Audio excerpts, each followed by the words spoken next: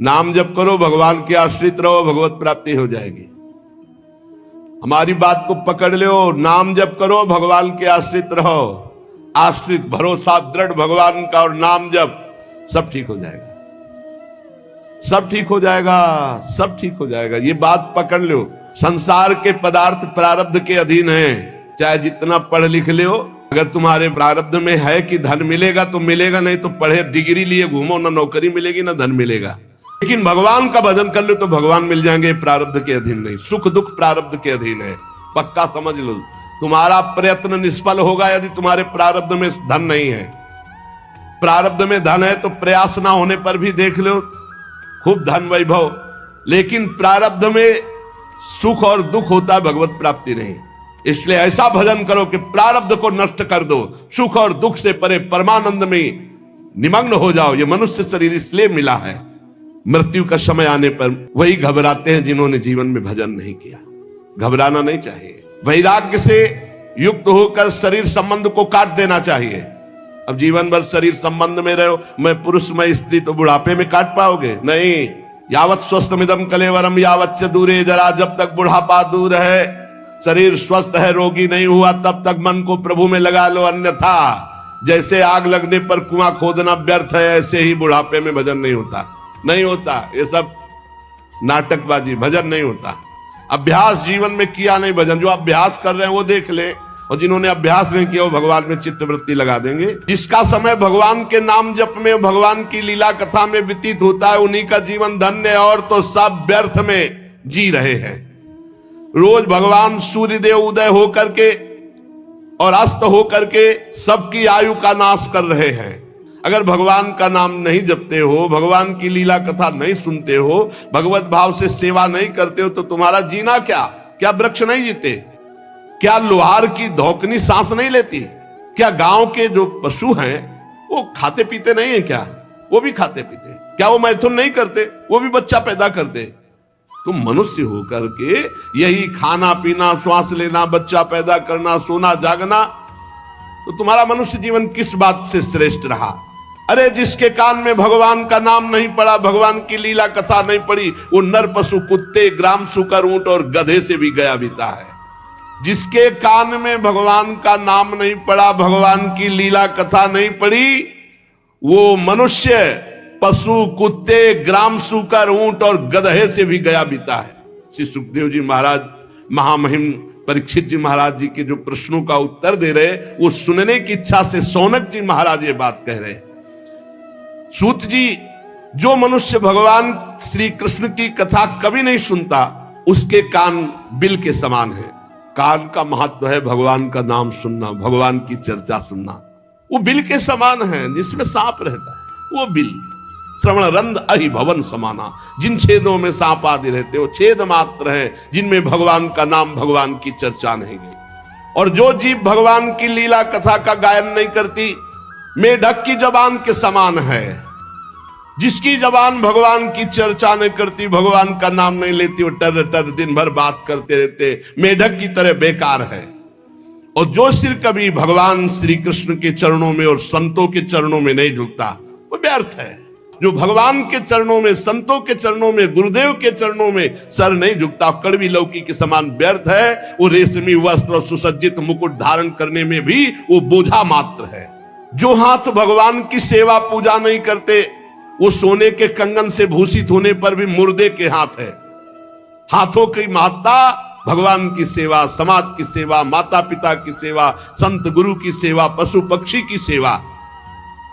जो आंखें भगवान का, श्री विग्रह का दर्शन नहीं करती, संतों के दर्शन नहीं करती, वो जैसे मोर के पंख में आंख बनी हुई है, व्यर्थ। ऐसे ही है जिनके नेत्र भगवान का श्री विग्रह और संत जन, गुरुजनों के दर्शन नहीं करते, बेकार के चिन्ह मात्र वो नेत्र हैं। जो मनुष्य अपने पैरों में चलने की शक्ति रखकर धाम की परिक्रमा नहीं करता, भगवान की लीला स्थलियों का भ्रमण नहीं करता, वो बेकार के पैर हैं, उन पैरों का कोई महत्व नहीं। जिस मनुष्य ने भगवत प्रेमी संतों के चरणों की धूल कभी सिर पर नहीं धारण की, भगवान की भक्ति नहीं हृदय में आई, तो जीता मुर्दे के समान है। आहा, जीता हुआ मुर्दा कौन है? जिसके हृदय में भगवान की भक्ति नहीं। जिन हरि भगति हृदय नहीं आनी, जीवित सौ समान ते प्राणी। जिस मनुष्य ने भगवान के चरणों में चढ़ी हुई तुलसी की गंध नहीं सूंघी, सराहना नहीं किया, आहा हो भाग्य, आज हमें भगवत प्रसादी तुलसी जी मिली, आज भगवत प्रसादी माला मिली, आज भगवत प्रसाद पाने को मिला, उसका जीवन व्यर्थ है। सूत जी, वो हृदय नहीं लोहा है जिसमें भगवान के प्रति प्रीति नहीं, भगवान के नामों के प्रति प्रीति नहीं, भगवान की लीला कथा के प्रति प्रीति नहीं, वो जीवन व्यर्थ है। शरीर, पत्नी, पुत्र, महल, पशु, धन, भाई, बंधु, निष्कंटक राज्य, सब का सब एक क्षण में त्याग दिया, सबकी ममता, और ममता त्याग कर गंगा किनारे भगवान की प्राप्ति के लिए एक क्षण में सब कुछ त्याग दिया। शौनकादि ऋषि, महामनस्वी परीक्षित ने अपनी मृत्यु का निश्चित समय जान लिया था, इसलिए उन्होंने धर्म, अर्थ और काम तीन का त्याग कर दिया और संन्यास ले लिया। भगवान श्री कृष्ण में सुदृढ़ आत्मभाव प्राप्त हो, इसलिए भगवान श्री कृष्ण की महिमा सुनने के लिए श्री सुखदेव जी से यही प्रश्न किया जो आप लोग मुझसे पूछ रहे हैं। परीक्षित जी ने पूछा, भगवत स्वरूप मुनिवर, आप परम पवित्र और सर्वज्ञ हैं, आपने जो कुछ कहा वो सत्य एवं उचित है। आप ज्यों ज्यों भगवान की महिमा सुनाते जा रहे हैं, त्यों त्यों मेरे हृदय में अज्ञान का पर्दा फटता जा रहा है। मैं आपसे जानना चाहता हूं कि भगवान ने सृष्टि कैसे की। बड़ा सुंदर, सबकी जानकारी के लिए बहुत आवश्यक है। लोग प्राय प्रश्न करते रहते हैं, क्या भगवान ने कैसे सृष्टि बनाई, क्या? ये परमहंस श्री सुखदेव जी उत्तर देंगे। प्रश्न किया कि भगवान इस संसार की सृष्टि कैसे करते हैं। इस संसार की रचना तो इतनी रहस्यमयी है कि ब्रह्मादि समर्थ लोकपाल भी समझने में भूल कर बैठते हैं। फिर भगवान इस सृष्टि की रचना करके इसकी रक्षा कैसे करते हैं। अनंत शक्ति परमात्मा किन किन शक्तियों का आश्रय लेकर अपने आप को सृष्टि रूप में रचते हैं, किन किन शक्तियों का आश्रय लेकर अपने आप की रक्षा करते हैं, ध्यान से सुनना, और किन किन शक्तियों का आश्रय लेकर अपने आप से अपना विनाश करते हैं। विनाश खेल तीनों भगवान किसी और से नहीं करते, अपने आप से अपने आप की रचना, अपने आप से अपने आप का पालन और अपने आप से अपने आप का विनाश, संहार खेल। भगवान तो अकेले हैं, वो विभिन्न रूप धारण करके, अवतार धारण करके विस्तार करते हैं। इसलिए आप ही ऐसे ब्रह्मज्ञानी महापुरुष हैं जो हमारे संदेह का निवारण कर सकते हैं।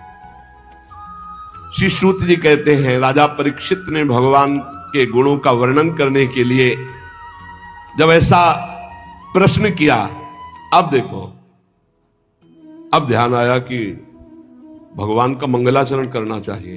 सारे उत्तर पीछे देती है। अब श्री सुखदेव जी को, ओहो, उन पुरुषोत्तम भगवान के चरण कमलों में मेरे कोटि कोटि प्रणाम। प्रश्नोत्तर, यह है परमहंस स्थिति, जो संसार की उत्पत्ति, स्थिति, प्रलय की लीला करने के लिए शतोगुण, रजोगुण, तमोगुण रूप तीन शक्तियों को स्वीकार करके अपने आप को ब्रह्मा रूप में, भगवान विष्णु रूप में और भगवान शंकर के रूप में सृजन, पालन और संहार करते हैं। चराचर प्राणियों के हृदय में अंतर्यामी रूप से विराजमान, जिनका स्वरूप और उपलब्धि का मार्ग बुद्धि का विषय नहीं, जो स्वयं अनंत है, जिनकी महिमा अनंत है, जिनके अंश से ब्रह्मा, विष्णु और महादेव प्रकट हुए, भगवान श्री कृष्ण को हम नमस्कार करते हैं। हम पुनः पुनः उन भगवान श्री कृष्ण के चरणों में नमस्कार करते हैं जो सत्पुरुषों का दुख मिटाकर उन्हें प्रेम दान करते हैं, दुष्टों की सांसारिक बढ़ती रोककर उन्हें मुक्ति देते हैं, और हम परमहंसों के एकमात्र आश्रय हैं, उनकी अभीष्ट वस्तु का दान करते हैं। चर अचर समस्त प्राणी श्री कृष्ण की ही मूर्ति हैं। चर अचर समस्त प्राणी श्री कृष्ण की ही मूर्ति हैं, इसलिए श्री कृष्ण का किसी के प्रति पक्षपात नहीं है। ऐसे मैं श्री कृष्ण को नमस्कार करता हूं, बड़े ही भक्त वत्सल। अब पूरा ध्यान, हठ पूर्वक भक्तिहीन कठोर साधना करने वाले लोग जिनकी छाया भी नहीं छू सकते, हठ पूर्वक कठोर साधना, भक्ति विहीन जीवन, तो जिनकी छाया भी नहीं छू सकते, अरे जिनके समान कोई नहीं है फिर उनसे बढ़कर कैसे हो सकता है।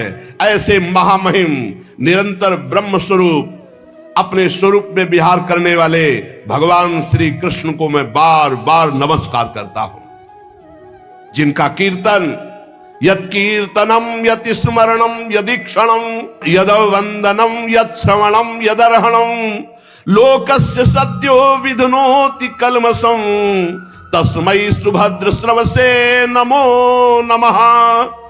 जिनका कीर्तन, जिनका स्मरण, जिनका दर्शन, बंदन, श्रवण और पूजन तत्काल पापों को नष्ट करके भगवत प्राप्ति करा देता है, उन पुण्य कीर्ति भगवान श्री कृष्ण को बार बार नमस्कार है।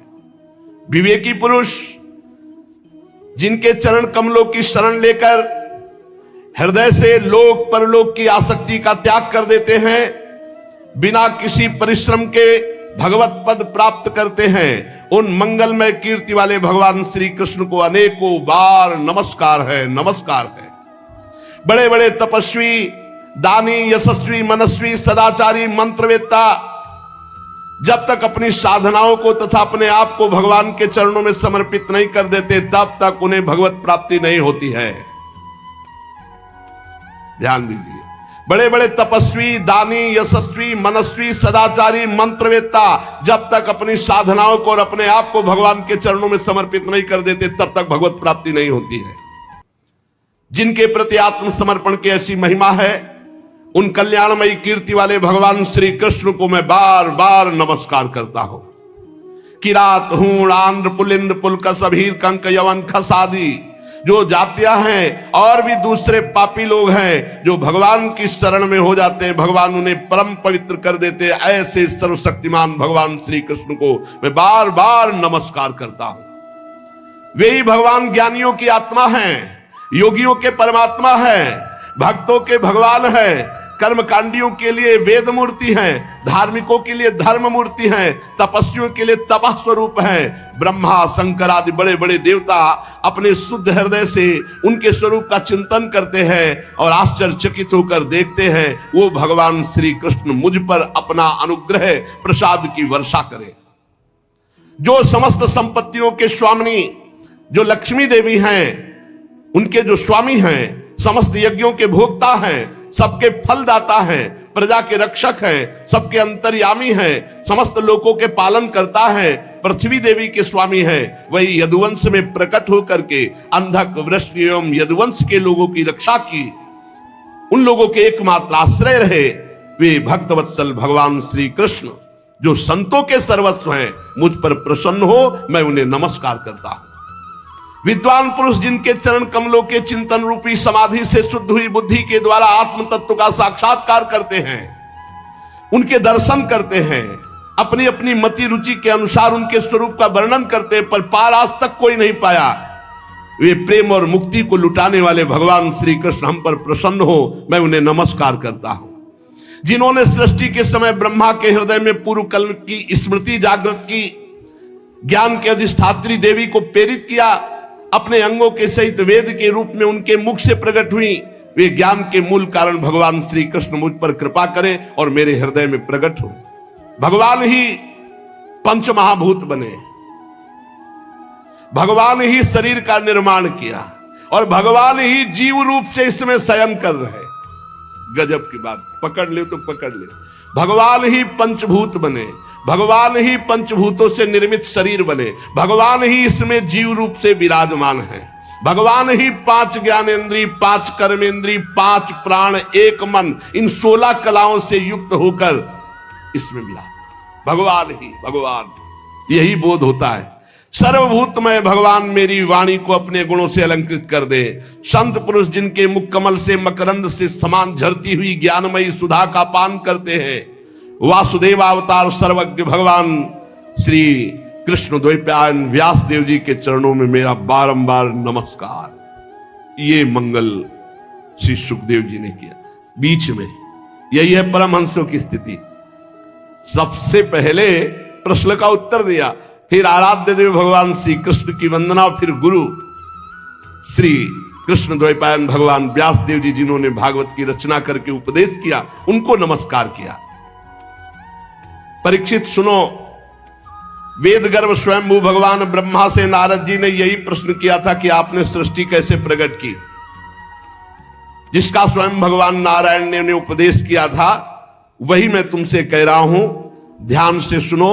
नारद जी ने जो प्रश्न किया और भगवान ने जो उत्तर दिया, वो आगे चर्चा करेंगे। श्री राधा वल्लभ लाल की जय। जो इस लीला कथा के प्रति थोड़ी भी श्रद्धा रखेगा, श्री सुखदेव जी के वचन, उसकी चित्तवृत्ति शुद्ध हो जाएगी और भगवान श्री कृष्ण के चरणों में अनन्य प्रेम होगा और बहुत शीघ्र वो इस माया मोह से मुक्त हो जाएगा। जो लोग इस लोक या परलोक की किसी भी भोग की इच्छा रखते हैं, उनकी समस्त कामनाएं पूर्ण हो जाएंगी महापुराण सुनने से। और जिनको संसार दुखमय अनुभव होने लगा है, वो मोक्ष प्राप्त करना चाहते हैं, तो इस लीला कथा सुनने के परिणाम में उसे मोक्ष की प्राप्ति होगी। जिसे लोक परलोक के भोग चाहिए, उसे भोग प्राप्त होगा। जो मोक्ष चाहता है, उसे मोक्ष की प्राप्ति होगी। और जो साधक योग संपन्न होना चाहता है, सिद्धियां प्राप्त करना चाहता है, उसको सिद्धियों की प्राप्ति होगी। जो ज्ञान प्राप्त करना चाहता है, उसे तत्व ज्ञान प्राप्त होगा। पर सबको चाहिए कि भगवान के नाम का प्रेम से खूब कीर्तन करे, खूब जप करे। हर प्रश्न का उत्तर यही होता है। श्री सुखदेव जी महाराज कह रहे, सबको चाहिए हरे नामानुकीर्तनम, चाहे लोक परलोक की कामना की पूर्ति, मोक्ष, भक्ति, प्रेम, जो चाहिए, एतन निर्विद्यमाना मिच्छता मकुतो भयम योगिनाम नृप निर्णीतम हरिर्नामानुकीर्तनम। सबको चाहिए, क्योंकि सब सिद्धि भगवान के नाम में है। जो नाम कीर्तन करता है, नाम जप करता है, जो चाहेगा वो प्राप्त हो जाएगा। अपने कल्याण साधन की ओर से असावधान रहने वाले इन विषयी भोगी पुरुषों की लंबी आयु अनजाने में पूरी की पूरी व्यर्थ व्यतीत हो जाती है। क्या लाभ है ऐसी लंबी आयु प्राप्त करके? अरे सावधानी से ज्ञान पूर्वक घड़ी दो घड़ी बिता दिया जाए तो वही परम कल्याण का हेतु बन जाएगी। घड़ी दो घड़ी, 24 मिनट, 48 मिनट, बड़ी लंबी लंबी आयु भोगों में प्रपंच में लोग व्यतीत करके मर जाते हैं, कुछ नहीं लाभ ले पाते। और जो ज्ञानी जन सावधान है, वो घड़ी दो घड़ी में अपना काम बना लेते हैं। राजर्षि खटवांग को जब पता चला कि मात्र 48 मिनट समय रह गया है हमारी मृत्यु का, बस उसी समय भगवान के नाम में चित्तवृत्ति लगा दी, सारे संसार से हटा के, तो 48 मिनट में भगवान के अभय पद को प्राप्त कर लिया।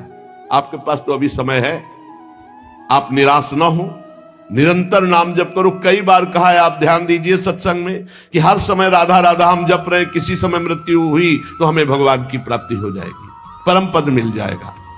परीक्षित, अभी तो तुम्हारे जीवन की अवधि 7 दिन की है। खडवांग ने 48 मिनट में भगवत प्राप्ति की थी। चिंता मत करो,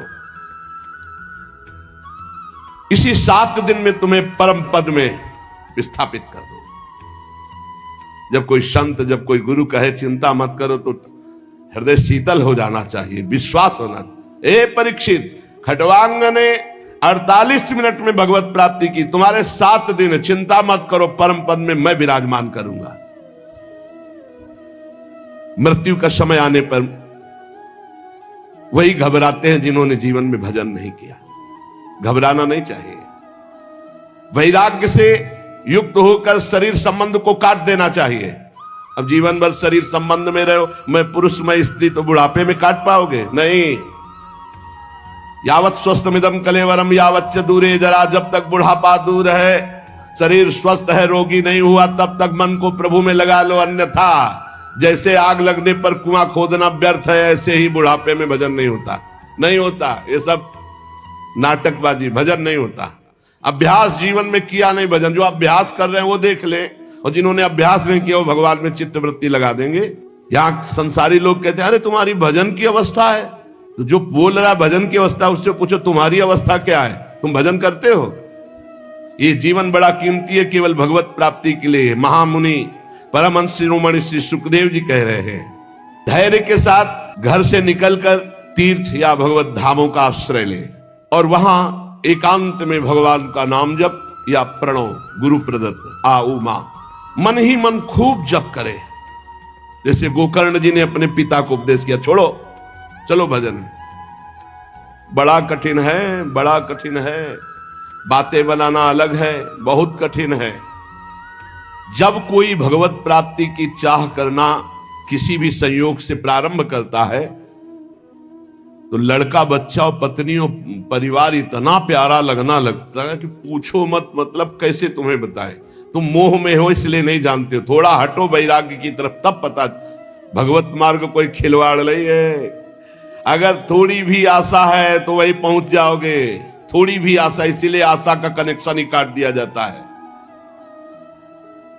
बड़ा धैर्य रखकर घर से निकले किसी धाम या तीर्थ। अगर अपना कल्याण करना, पूरा जीवन गृहस्थी में व्यतीत कर दिया तो अंतिम बनाओ किसी धाम या तीर्थ का आश्रय लेकर भगवान का निरंतर नाम जप करते हुए या प्रणव का जप करते हुए बुद्धि को सब जगह से हटा ले, कोई हमारा नहीं। जैसे तितिक्षु ब्राह्मण की कथा 11 स्कंद में आएगी श्रीमद् भागवत में। जब उसका सब धन नष्ट हो गया, परिवार वाले छोड़ दिए, शरीर बुढ़ापा, तब उसने निश्चय किया अब जितनी आयु बची भगवान को देंगे। तो इतना महापुरुष हो गया कि भगवान उसके चरित्र का गायन किए 11 स्कंद में। इंद्रियों को सब जगह से हटा ले, बुद्धि को हटा ले, किसके बल से? नाम जप के बल से।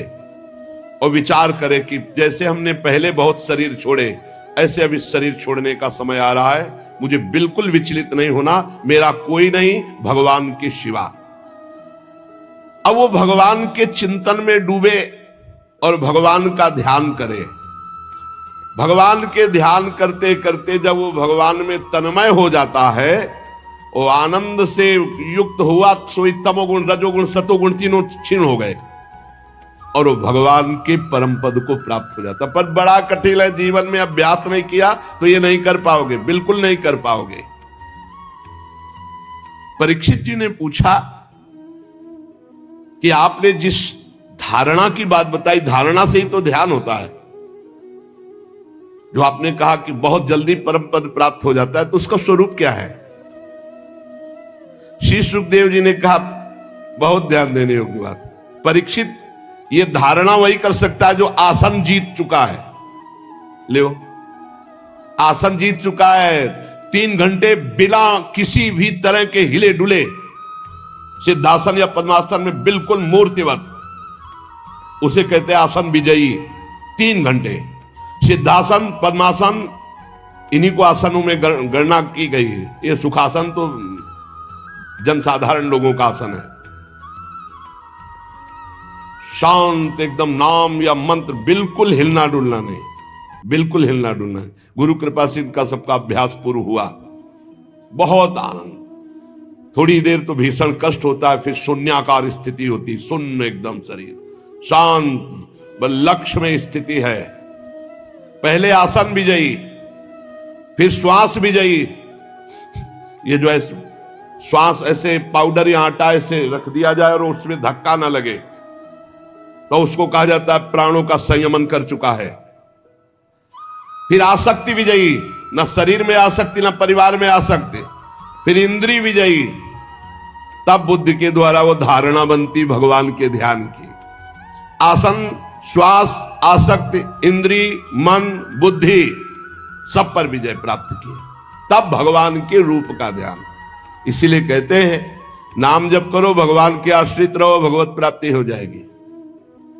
हमारी बात को पकड़ लो, नाम जप करो, भगवान के आश्रित रहो। आश्रित, भरोसा दृढ़ भगवान का और नाम जप, सब ठीक हो जाएगा, सब ठीक हो जाएगा, सब ठीक हो जाएगा। ये बात पकड़ लो। और देखो, अगर भगवत प्राप्ति ना करना चाहे और कोई इच्छा करना चाहे तो मैं उपाय बताता हूं। जिसे ब्रह्म तेज का भाव हो कि मुझे ब्रह्म तेज मिले, तो बृहस्पति जी की आराधना करे। जिसे इंद्रियों की विशेष शक्ति की कामना हो, वो इंद्र देवता की आराधना करे। जिसे पुत्र प्राप्ति की चाह हो कि हमारे लड़का हो जाए, तो प्रजापतियों की उपासना करे। जिसे लक्ष्मी की चाह हो वो महामाया आद्या शक्ति देवी की आराधना करे। जिसे तेज चाहिए कि जो मैं बोलूं जो मैं कहूं वैसे सब माने तो अग्निदेव की आराधना करे। धन चाहिए तो वसुओं की, प्रभाव और वीरता चाहिए तो भगवान शंकर की, रुद्र की, अन्न चाहिए तो अदिति की, स्वर्ग चाहिए तो देवताओं की, राज्य की अभिलाषा हो तो विश्व देवों की, समाज को अपने अनुकूल बनाना हो तो साध्य देवताओं की आराधना करे, आयु बढ़ानी हो तो अश्वनी कुमारों की आराधना करे, पुष्टता बल की इच्छा हो तो लोकमाता पृथ्वी की और देव आकाश का सेवन करे, आराधना करे, सुंदरता चाहिए तो गंधर्वों की आराधना करे, पत्नी चाहिए तो उर्वशी की आराधना करे, स्वामित्व चाहिए तो ब्रह्मा की आराधना करे, यश चाहिए तो यज्ञ पुरुष की आराधना करे, रुपया पैसा खजाना चाहिए तो वरुण देव की आराधना करे, और विशुद्ध विद्या चाहिए तो आद्य गुरु भगवान शंकर की आराधना करे, पति पत्नी में सदैव प्रेम बना रहे इसके लिए पार्वती जी की आराधना करे, धर्म उपार्जन के लिए भगवान विष्णु की आराधना करे, वंश परंपरा चलती रहे इसके लिए पितरों की आराधना करे, हमारा वंश सुरक्षित रहे इसके लिए यक्षों की आराधना करे, बलवान वंशज हो इसलिए मरुद गरुण की आराधना करे, राज्य चाहिए तो मनवंतरों के अधिपति देवताओं की, किसी को अगर नुकसान पहुंचाना है अविचार तो नैऋति की, भोग चाहिए तो चंद्रमा की, और अगर निष्कामता परम आनंद चाहिए तो भगवान श्री हरि की। बुद्धिमान पुरुष वही है अकामः सर्व कामो वा मोक्ष काम उदारधी तीव्रेण भक्ति योगेन यजेत पुरुषम परम। चाहे निष्काम हो या सकाम, चाहे मोक्ष चाहो, चाहे भोग चाहो, चाहे भक्ति चाहो, जो तुम्हें चाहना हो भगवान श्री कृष्ण के चरणों की आराधना करो, सब प्राप्त हो जाएगा। जितने उपासक हैं उनका सबसे बड़ा हित इसी में है कि इस जन्म में ऐसा अभ्यास कर लो कि तुम्हारा भगवत स्मरण न छूटे, बस जो चाहोगे प्राप्त हो जाएगा। तो ऐसे ही पुरुषों का संग करो जो भगवान के प्रेमी जन हैं। जहां भगवान की लीला कथाएं ही गाई जाती हैं ऐसे संतों का सत्संग सुनो। ये दुर्लभ है सत्संग जहां केवल भगवान की चर्चा होती, शास्त्र सम्मत चर्चा होती है, जिससे संसार की त्रिगुणमयी तरंगमालाओं के थपेड़े शांत हो जाते हैं, हृदय शुद्ध होकर आनंद का अनुभव करता है, इंद्रियां विषयों से अनासक्त होकर भगवान में लग जाती हैं। ऐसी रसमयी कथाएं जहां हो रही हैं वही सत्संग सुनो, इसी से तुम्हारा परम कल्याण होगा। जो इसमें रम जाता है उसका अधापतन हो जाता है, इस रचना में जो रम जाता है उसका अधापतन हो जाता है, दुर्गति को प्राप्त होता है। श्री सुखदेव जी ने कहा, सुनो परीक्षित, सृष्टि के प्रारंभ में जो ब्रह्मा जी भगवान के नाभि कमल से प्रकट हुए, उन्होंने इन्हीं विराट पुरुष की धारणा की थी, तब उनको स्मृति प्राप्त हुई थी जो प्रलय काल में विलुप्त हो जाती है। उन्हीं की दृष्टि से अमोघ बुद्धि निश्चयात्मिका हो गई, तब ब्रह्मा जी ने जगत को पुनः रचा जो प्रलय के पहले था। ये वेदों की ऐसी वर्णन शैली है कि लोगों की बुद्धि स्वर्ग आदि में फंस जाती है। जीव वासना स्वप्न जैसे देखता है ऐसे स्वर्गलोक भी है, एक थोड़ा अच्छा स्वप्न है, कुछ नहीं।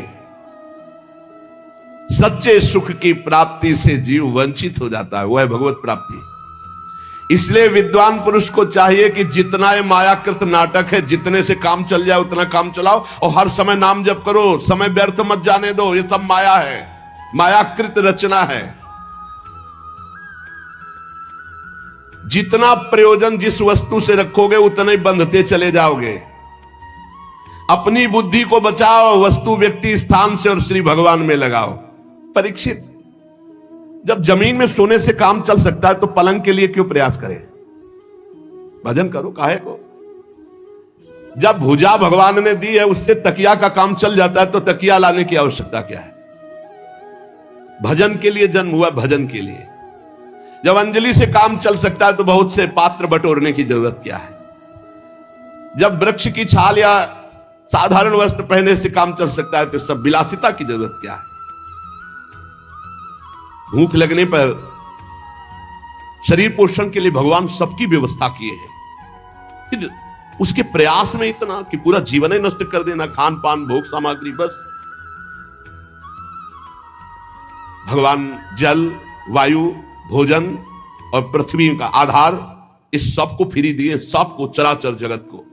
आवश्यकता की पूर्ति भगवान ने स्वयं कर दी है। चाह की पूर्ति के लिए तुम्हें भटकना पड़ेगा, और सब आवश्यकता से तृप्त नहीं है, चाह में भटक रहे, सब चाह में, बहुत विलासिता में जीवन व्यतीत करके भगवत विमुख सब का सब नष्ट कर देता है। शरीर को जितना आप विलासी बना दोगे उतना ही परेशानी है। ये जो आजकल चले ना भोजन बाजार वाले, जो खूब चकाचक स्वाद वाले, यही सब, अरे दाल रोटी खाओ, प्रभु के गुण गाओ, थोड़ा व्यायाम करो, प्राणायाम करो, शरीर स्वस्थ, भगवान का चिंतन करो, खूब समाज सेवा, जो किसानी, व्यापार, नौकरी, ये सब भगवान की सेवा है। भगवान सबको वास दिए अपने हिसाब से, लेकिन जब आपकी चाहत हो गई है तो आप परेशान हो रहे हैं। अरे भगवान क्या शरणागतों की रक्षा नहीं करते? ये बुद्धिमान लोग भगवान के मार्ग में बिया करके धन के अभिमान में घमंडी लोगों की चापलूसी क्यों करते हैं? श्री सुखदेव जी कह रहे भगवान के भक्त होकर के इन देहाभिमानी धनाभिमानी लोगों की चापलूसी क्यों करते हैं? अरे विरक्त हो गए, हृदय में भगवान को विराजमान करना है कि धनियों की चापलूसी करनी है। भूत भविष्य लोक 14 में भय होए हरि प्यारे, 300 व्यवहार हमारो अभिमान इनते न्यारे। पक्का बहुत बच के रहना है, सावधान हुए हो भगवान को हृदय में विराजमान करने के लिए विरक्त भगवत मार्ग के प्रतिज्ञा भक्त, और चापलूसी शुरू कर दी धनियों की। श्री सुखदेव जी महाराज कह रहे, सुखदेव जी महाराज, धने के नशे में चूर घमंडी धनियों की चापलूसी, हृदय में विराजमान श्रोता सिद्ध भगवान की प्राप्ति के लिए जब चले तो भगवान या भगवान के प्रेमी या किंचन जन, और या जे दीन प्यारे वेद पुकारे, हमारे भगवान को लिए कहा गया, ऐसे दीन जनों को प्यार। धन के नशे में चूर घमंडी धनियों की चापलूसी, विरक्त क्यों? श्री सुखदेव जी महाराज कह रहे हैं। इसलिए बहुत सावधान, क्या विश्वंभर भगवान पर भरोसा नहीं? जन्म मृत्यु के चक्र में डालने वाले धन और धनी और अज्ञान और अज्ञानियों का संग बिल्कुल ना करे। भरोसो दृढ़ इन चरणन के रूप। अरे कुबेर जैसे जिनके सेवक हैं, अनंत महिमामयी लक्ष्मी जी जिनकी दासी हैं, उन भगवान के दास होकर किसी से आस, कहा वह मोर दासा करे तो छनरन के आशा, तो कहां रहा विश्वासा। रुपया पैसा बढ़ जाना, भोग विलासिता में रत होना, ये कोई महानता का लक्षण है क्या? महानता का लक्षण है चित्तवृत्ति को भगवान के चिंतन में समस्त दोषों का नाश करके, ये महानता का लक्षण है। मैयावेशित चेतसाम, मेरे में आविष्ट चित्त वाला, मैयावेशित चेतसाम, जो भगवान में चित्त को अर्पित कर दिया वही महान।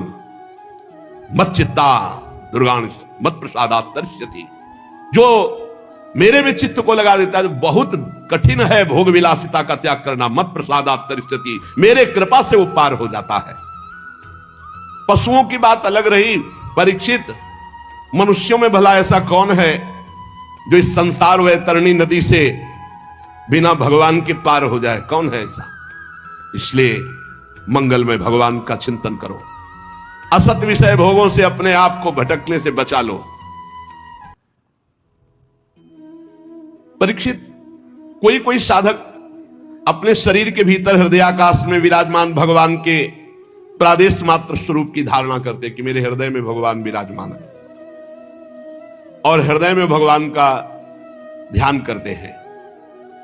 एकाग्र चित्त से जब खूब नाम जप किया जाता है तो ध्यान की योग्यता प्राप्त होने लगती है। यह हम आपको हृदय की बात कहते हैं। किसी और साधन से ध्यान पक्का नहीं होता, नाम से होता है। जितना नाम जप करोगे उतने रूप प्रकाशित होता चला जाएगा। देखी रूप नाम आधीना। उपासक को दिखाई देने लगता है बड़ा प्रसन्न मुख है श्री भगवान का, कमल के समान विशाल कोमल नेत्र है, कदम्ब के पुष्प की केसर के समान पीला वस्त्र धारण किए हुए हैं। भुजाओं में श्रेष्ठ रत्नों से जड़े हुए स्वर्ण के बाजूबंद शोभायमान है। सिर पर बड़ा ही सुंदर मोर मुकुट, कानों में कुंडल, बहुमूल्य रत्न जगमगा रहे हैं मुकुट में। श्री चरण कमल योगेश्वरों के खिले हुए हृदय कमल की कर्णिका पर विराजमान होने वाले अत्यंत सुकोमल श्याम रंग के प्रभु के हृदय में श्रीवत्स का चिन्ह है।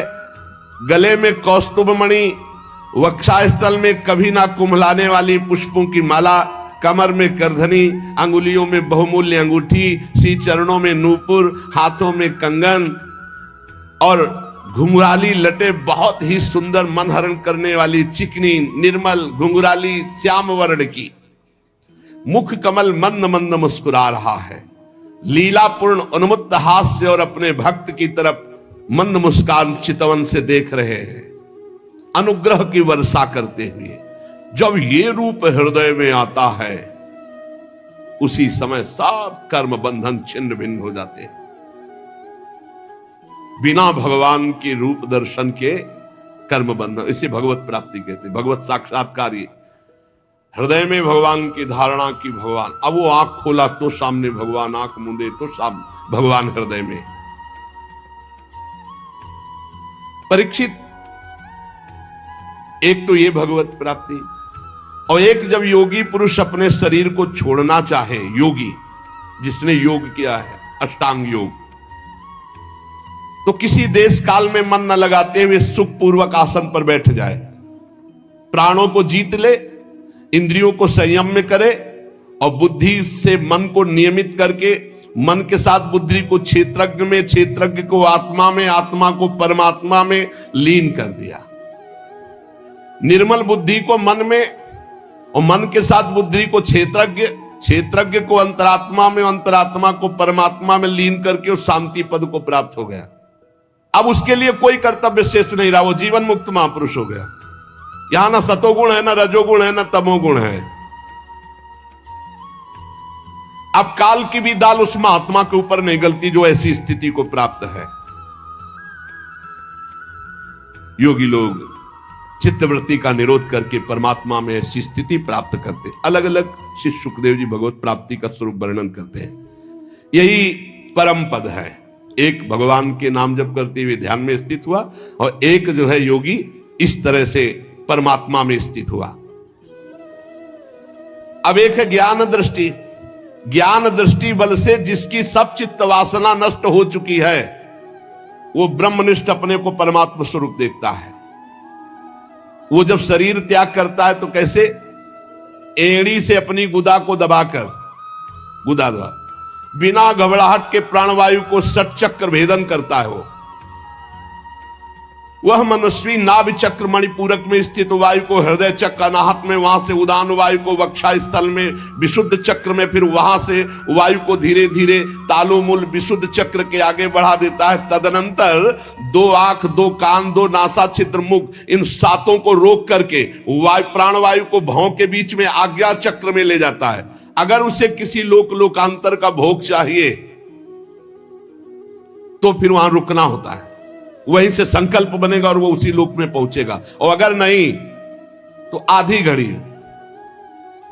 12 मिनट तक आज्ञा चक्र में वायु को रोके, फिर वहां से शास्त्र सार ब्रह्मरंध्र, और फिर ब्रह्मरंध्र का छेदन करके जीवन मुक्त परमात्मा स्वरूप हो गए। एक ये गति है। और यदि योगी को वहां इच्छा हो जाए कि मैं ब्रह्मलोक में जाऊं, 8 सिद्धियों का भोग भोगूं, जो वो सब प्राप्त हो जाएगा। अरे इसीलिए भजन करो। योगी का शरीर वायु की भांति सूक्ष्म हो जाता है। वो उपासना, तपस्या, योग, ज्ञान का सेवन करने वाला त्रिलोकी के बाहर भीतर कहीं भी घूम सकता है, पास मिल जाता है उसको। जहां चाहे, देवलोक, ब्रह्मलोक, तपलोक, महारलोक, रसातल, तलातल, पाताल, जहां चाहे। ये भगवान का शिशुमार चक्र विश्व ब्रह्मांड का भ्रमण केंद्र है। योगी चाहे तो मारलोक चला जाए, सत्यलोक चला जाए, सत्यलोक जाएगा, जितनी ब्रह्मा की आयु वहां, आनंद लेकर फिर वो ब्रह्म को प्राप्त हो जाएगा। भगवान का भजन करने वाला जिस पद को प्राप्त होता है वहां ना शोक है, न दुख है, न बुढ़ापा है, न मृत्यु है, न भूख है, न प्यास है, न मान है, न अपमान है, न उद्वेग है, न भय है, न केवल आनंद ही आनंद। यही प्राप्त करने के लिए मानव देह मिला है। ब्रह्मलोक में केवल एक बात का दुख है, वो जब मृत्यु लोक के प्राणियों को भोगों में रत देखते हैं तब वो दुखी होते कि अरे भजन कर लेता तो हमसे भी ऊपर भगवान के धाम को जा सकता, कैसा जीवन बर्बाद कर रहा है। बस इसी बात की व्यथा ब्रह्मलोक के ब्रह्म ऋषियों को होती है।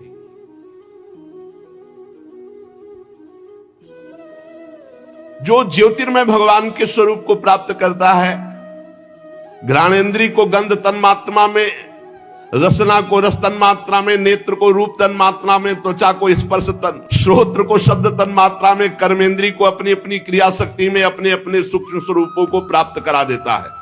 पंचभूतों को स्थूल सूक्ष्म आवरणों को पार करके अहंकार में प्रवेश करता है। सूक्ष्म भूतों को तामस अहंकार में, इंद्रियों को राजस अहंकार में, मन और इंद्रियों को अधिष्ठात्र देवताओं को सात्विक अहंकार में, इसके बाद अहंकार के सहित लय रूप गति के द्वारा महातत्व में, और महातत्व प्रकृति रूप आवरण में, और प्रकृति रूप ब्रह्म में। अब वो ब्रह्म प्राप्त। ये सब योगियों की गति। बड़ा कठिन है ब्रह्म प्राप्ति, वो बड़ा सरल है। राधा राधा राधा मान लो। इसीलिए हम बार बार कहा करते हैं कि हम ऐसे अंधविश्वास में नहीं बोल रहे, बहुत सोच समझ के, बहुत जीवन यात्रा करके बोल रहे हैं। नाम जप करो, भगवान के आश्रित रहो, सारे कर्म भगवान को समर्पित कर दो, भगवत प्राप्ति हो जाएगी। नहीं, देखो कितनी कठिन है। जो तुम समझ नहीं सकते वो करना होता है, तब वो परमाणु यहां फोड़ करके, एक की ब्रह्मरंध्र फोड़ करके हो रही। सुना था? कुछ नहीं पता, बस राधा राधा जपो और जो कर्म हो भगवान को अर्पित करो।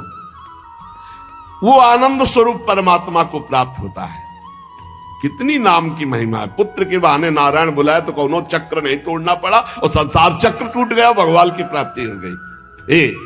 इसीलिए आनंदित रहो, वृंदावन धाम मिल गया भगवान। कितना कठिन। इसीलिए धूप की गर्मी तब तुम्हें छाया समझ में आएगी कि भगवत प्राप्ति है क्या।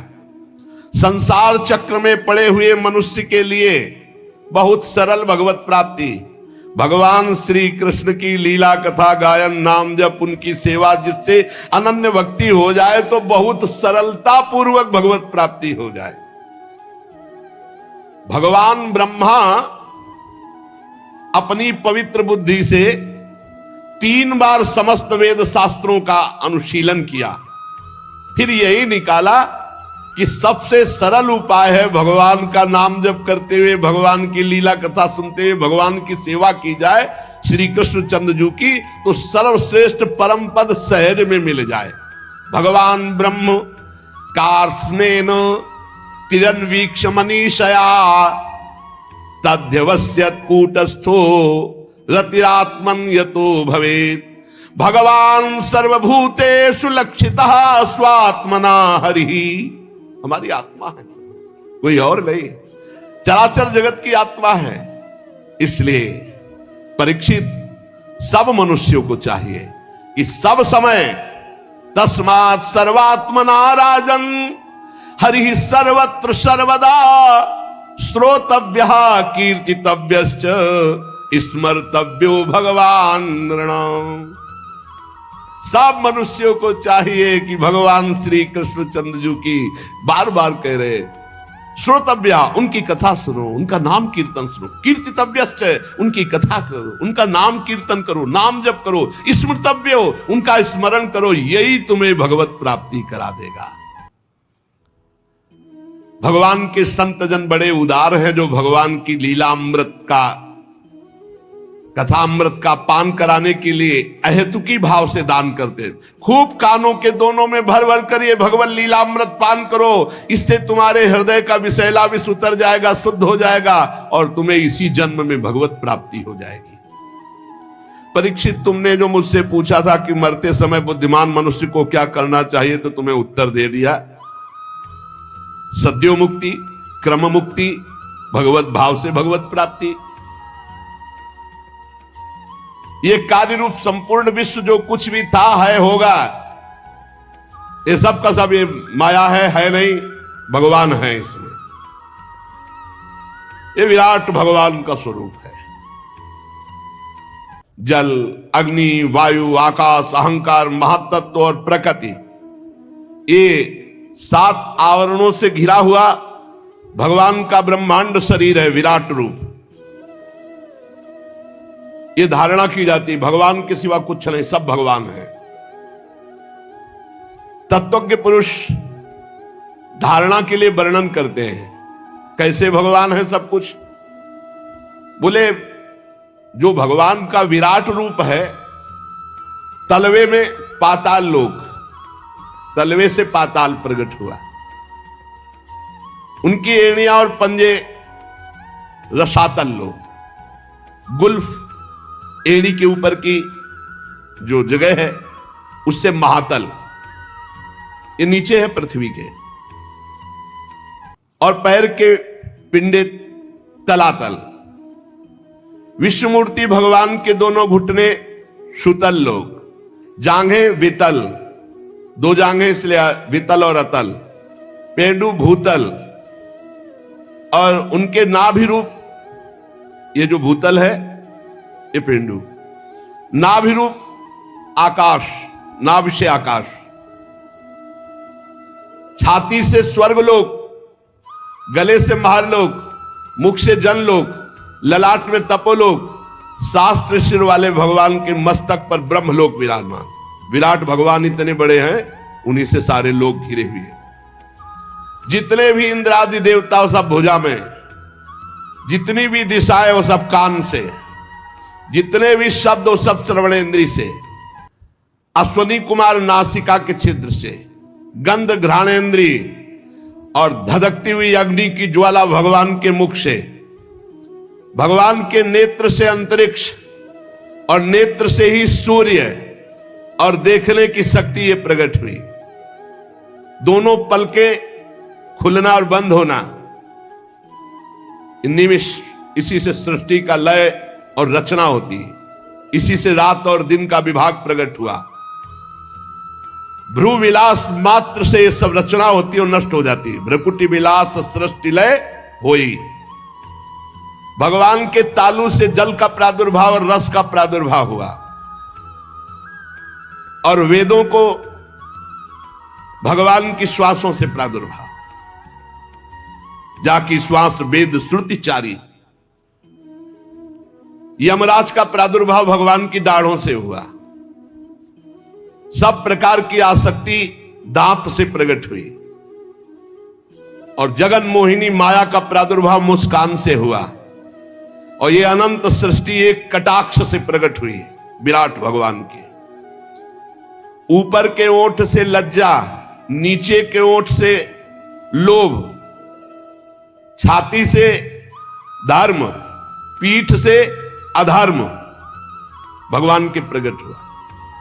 प्रजापति जनेन्द्री से प्रकट हुए, मित्रावरुण भी वहीं से, समुद्र भगवान की कोख से, बड़े बड़े पर्वत भगवान की अस्थियों से, विराट पुरुष की नाड़ियों से नदियां, रोम से वृक्ष, जितने वृक्ष सब कुछ विराट भगवान ही बने हुए हैं। प्रबल वायु भगवान के श्वास खींचने और छोड़ने से, भगवान की चाल ही से काल प्रकट हुआ, इसलिए उनकी चाल कोई जान नहीं सकता। भगवान की चाल से ही गुण प्रकट होकर चक्कर लगा रहे हैं, सतोगुण रजोगुण तमोगुण, और चाल चलने से ही कर्म का प्रादुर्भाव हुआ। भगवान के केश से बादलों का प्रादुर्भाव हुआ, भगवान के वस्त्र से संध्या का प्रादुर्भाव हुआ। महात्माओं ने मूल प्रकृति को भगवान के हृदय से प्रकट हुआ बताया। मूल प्रकृति ब्रह्म और मूल प्रकृति, फिर त्रिगुणात्मिका प्रकृति, फिर महातत्व, फिर अहंकार, जिससे सृष्टि प्रकट होती वो मूल प्रकृति भगवान के हृदय से प्रकट हुई। सब विकारों का खजाना मन, सब विकारों का खजाना मन भगवान से प्रकट हुआ, उसी से चंद्रमा प्रकट हुआ। भगवान के चित्त से महातत्व का प्रादुर्भाव हुआ, भगवान के अहंकार से रुद्र भगवान का प्रादुर्भाव हुआ। भगवान के नखों से घोड़े, खच्चर, ऊंट, हाथी इनका प्रादुर्भाव हुआ।